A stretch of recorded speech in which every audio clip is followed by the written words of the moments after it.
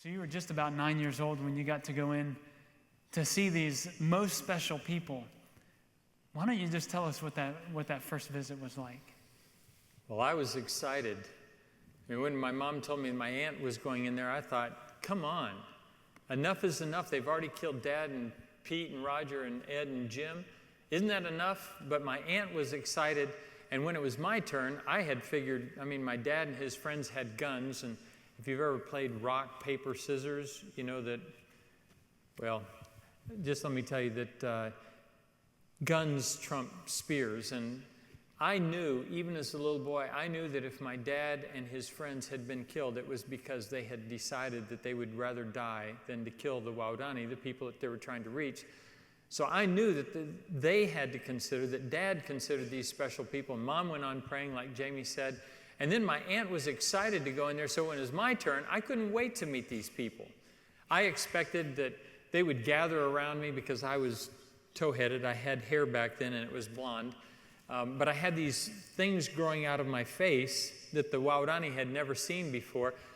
So they were a little bit afraid of me, and besides, I was just about as tall at 8, 9 as some of the adults there, and they couldn't tell what I was, what kind I was.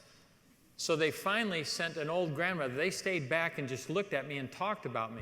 Well, I was pretty curious too, because their native costume, I had seen it on little kids, but I hadn't seen a whole congregation of people standing around dressed like that, so I was rather, well, never mind. So finally, this old grandmother, Miimo, she came over and she started patting me down. I guess they figured that if I got violent and killed her, I mean, it was just one less grandmother. But she patted me down. She still couldn't tell, so finally she reached down and grabbed my elastic-waisted pants and pulled them out and started giving everybody a running commentary of what she was seeing. And then they started to laugh. Yeah, you imagine having that happen to you. Miimo is still down there. I saw her just a while ago, and I really cinched up my belt. We aren't going to do that again. And then once they realized that I was just a young boy, then they all gathered around me, and they were feeling the hair on my arms because they don't have that, and my white skin. They told me later they thought I was like a bug that had crawled out of a tree. I mean, they'd never seen anybody this white except my aunt, and they figured it was because we foreigners must be cannibals and ate human flesh. That's why we were so white. And then, then I just became part of the village, part of the tribe.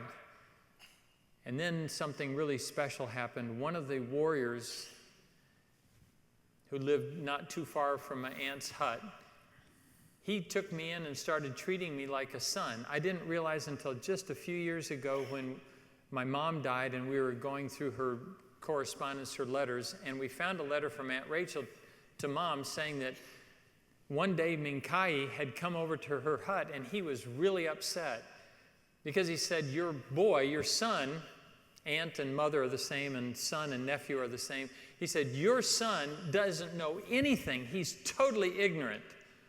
And Aunt Rachel said, I mean, what? And he said, look how big he is. He doesn't know how to build a house. He doesn't know how to make a canoe. He can't track animals. He doesn't know how to throw a spear. He can't even hunt with a blowgun. He can't even whittle darts and put poison on them. He doesn't even know which vines are poisonous.